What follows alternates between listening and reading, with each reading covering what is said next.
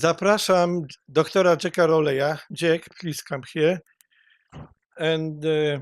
I Jack przedstawi nam prezentację na temat związku między wartościami dopuszczalnymi a możliwościami wdrażania sieci piątej generacji. Jack, please, floor is yours.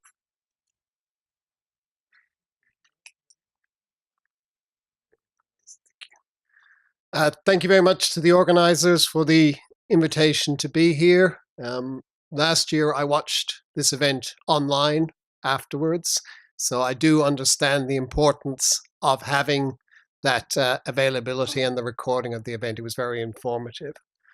So I'm representing the GSMA. We're a global trade association for the mobile industry.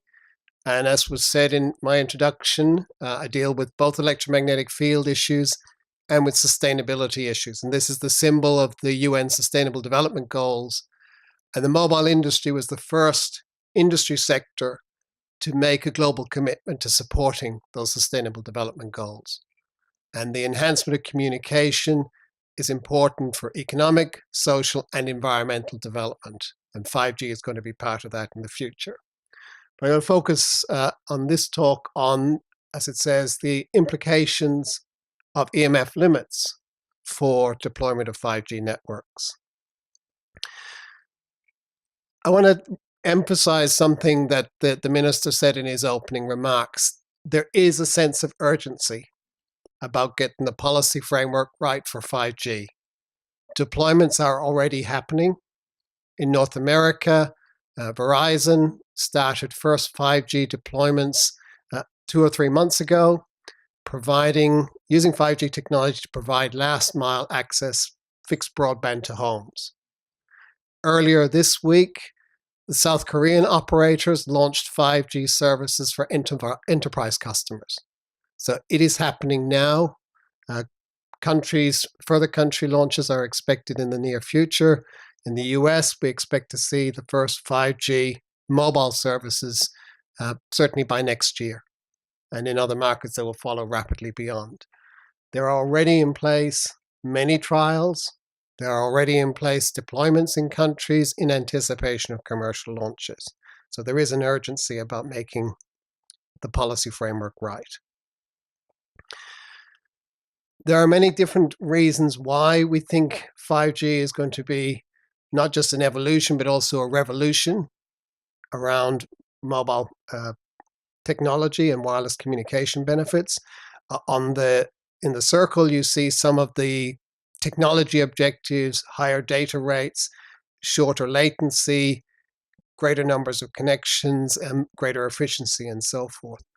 But it ultimately boils down to the 3 key use cases. The idea that we can have this enormous capacity for low power connections for the Internet of Things, so that we can have sensors, we can have interconnection between devices, and the potential is enormous for that to simplify our lives and to enable many new services.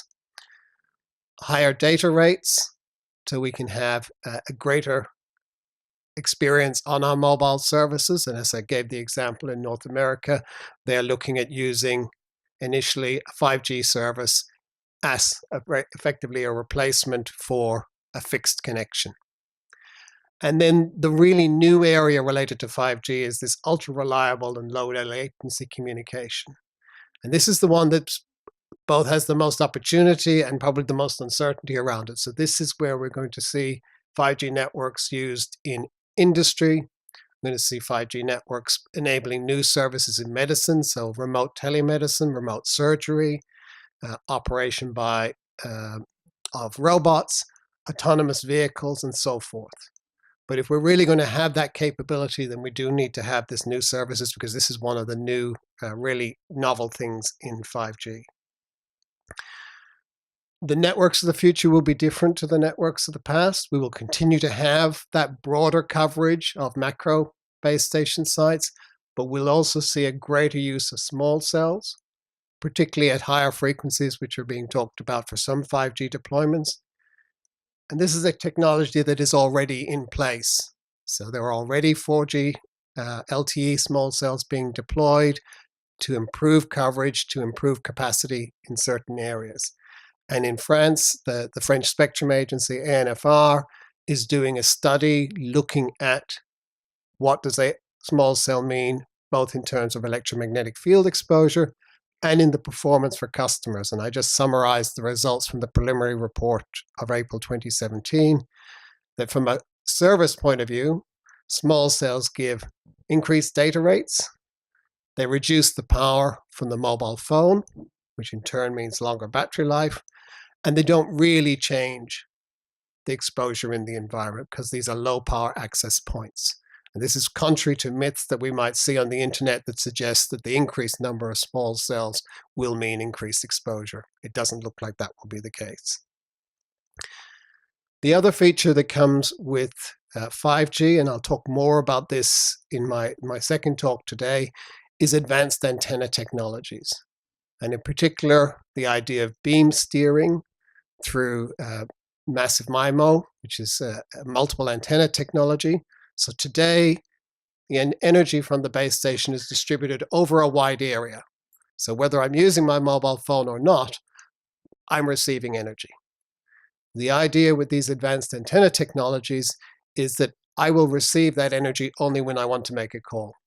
It gives greater efficiency in the use of the spectrum. It gives greater efficiency from the point of communication. And it gives us some new ways to improve coverage by directing beams, bouncing it off one building to maybe reach the end customer. And it has implications for how we will go about assessing compliance for base stations going forward. And as I said, I'll talk a little bit more about that in the second presentation.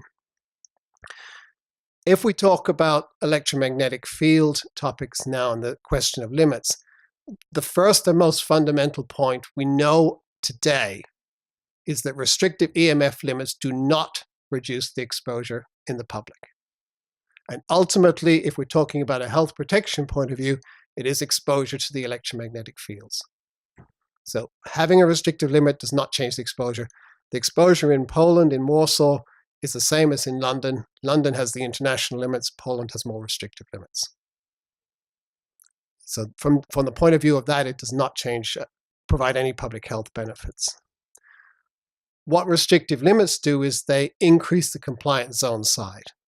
So if I have at 100% the international limit, but I have to comply with something that's 10%, then I have to control an area that's much wider around my antenna site.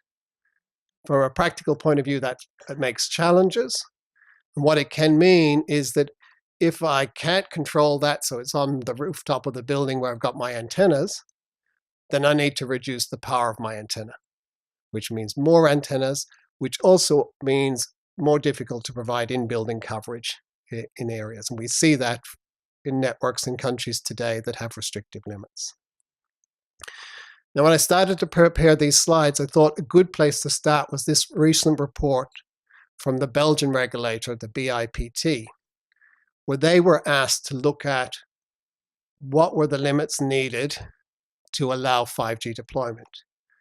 And they were particularly interested in this question because Belgium, even though it is a very small country, actually has 3 different sets of limits within it, the 3 regions.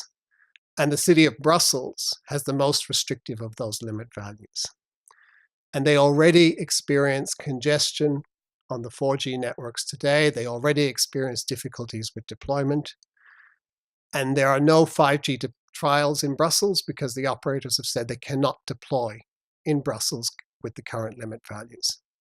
But the city does not want to be left behind, so they are looking at reviewing the limits to allow for deployment. So what does this study show us?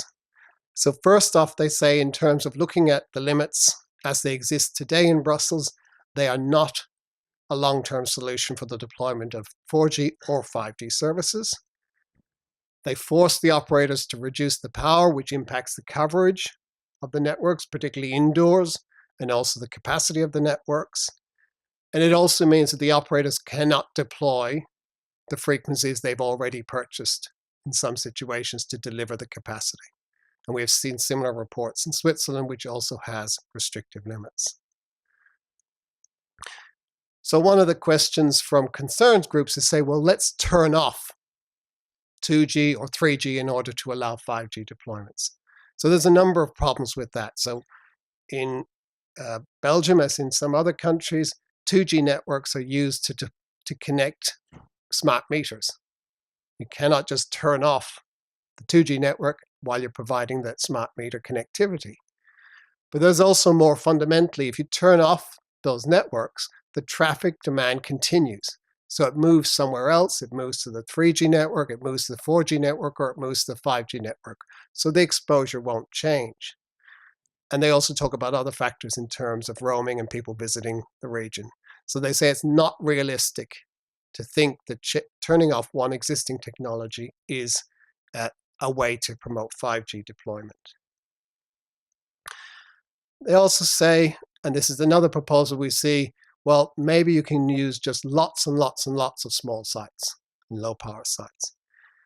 And there's difficulties with that. It costs more to deploy the network. You have to have power and data connection to all those individual sites. Because of the level of concern that is due to discussion about electromagnetic field topics in Brussels, it is very difficult to acquire sites because the public is worried. They think, why we must have these restrictive limits for a reason, and therefore I don't want that antenna on my house. And so in Brussels, again, they have also very restrictive and complex administrative procedures. And that also impacts the ability to deploy. So the idea of using lots of cells is just, again, not a practical alternative. They talk about, in the case of 5G, excuse me, that these advanced antenna technologies, in particular this massive MIMO, will provide for more efficient use of the radio frequency energy, because it focuses the energy on the person making the call and then turns it off when somebody else makes the call. And we also, with some of the 5G deployments, we have a time division duplex mode. So rather than transmitting continuously, the beam points this direction for one moment in time and then points to another customer, and then we can move around. And they talk about the fact that this random movement means that exposure will be reduced. They talk about a minimum of 4 times lower because of the beam steering effects. And then they look at the situation of, well, what if you had a single operator with a multi-technology site wanting to try and add 5G? And they've done this calculation of the situation in the scenario you see there. And the limit, again, as I mentioned, is 6 volts per meter at 900 megahertz in Brussels. And you see the numbers just mean you cannot build this antenna site with the current limits as they apply in Brussels. The graph on the right-hand side on the bottom looks at how much you would have to reduce the power in order to be compliant. And at the right-hand side, we can see if the international limits were in place, that for this situation, you do not have to reduce the power. The situation or the base station will comply. With the case of the Brussels limit, even without 5G, there's about a 30-fold reduction in the power. In order to add 5G to a site, you'd have to have a more than 60-fold reduction in power. And that has implications, as we talked about already, for in-building coverage in particular. So they have a very clear conclusions. A 6 volt per meter standard does not allow 5G deployment in Brussels. It has to be a minimum, they're saying, of 14.5 volt per meter. But the closer they can get to the European standard, which is the global standard, the more it will guarantee capacity and quality of mobile networks. So from a regulator, telecommunications regulator point of view, they're saying that really what Brussels should be doing is moving to the international limits. There's political challenges, as you can imagine, in making those changes. And if we look at this history in Brussels, just briefly, in 2005, you can see the limit as it existed for all of the country. There was a court case which resulted in the no longer being able to have a national limit, but instead having these regional limits. After that court decision, Brussels initially went to 3 volts per meter. And that was motivated really by engineering considerations rather than health considerations. But what they found in 2012 and 2013 was that 4G was deployed everywhere in Belgium, but not in Brussels, because the limit was not satisfactory. So they had to increase it to 6 volt per meter to allow 4G deployments. There was a court challenge by concerned groups around that, fundamentally, and eventually that was dismissed. So we had 6 volt per meter. Now, for political reasons, the Brussels Authority are looking at doing 14.5 volts per meter to allow the initial 5G trial deployments. We can expect, I think, another court challenge to that because of the situation and the concerns.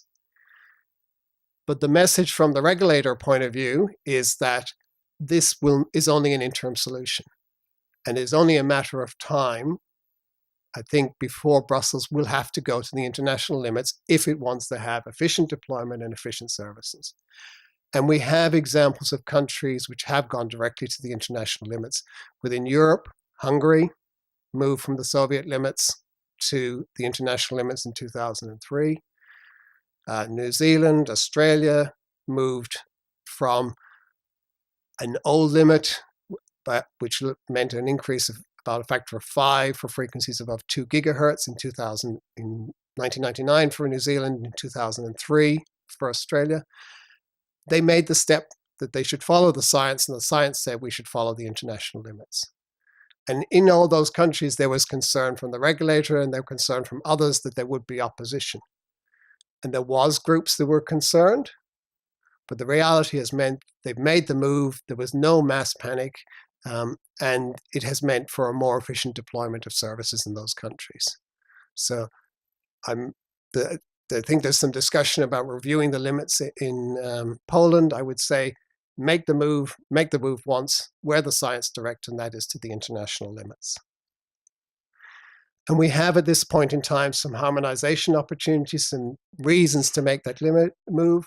As we'll hear about later, we have updated international guidelines coming from the International Commission for Non-Ionizing Radiation Protection. So these have reviewed all the science right up to date, and we'll hear more about that today. And on a European level, we have the European Electronic Communications Code, which is just formally approved this week. And that in many places says the policies related to wireless deployment, as they refer to electromagnetic fields, should be based on the international limits. And so this again is an opportunity and a signal that that's the way we should be moving. If we look at 5G, the European Commission has said that those international limits do apply to the frequencies envisaged for 5G. From ICNIRP 2018, so very current, the international limits provide a high level of protection, and we have continued and expanding supporting evidence to support that approach. So just some quick conclusions.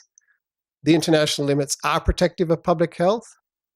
Restrictive limits lead to less efficient network deployment. We know that today for existing networks. They are a barrier to capacity and quality. Again, we know this today from countries that do have restrictive limits.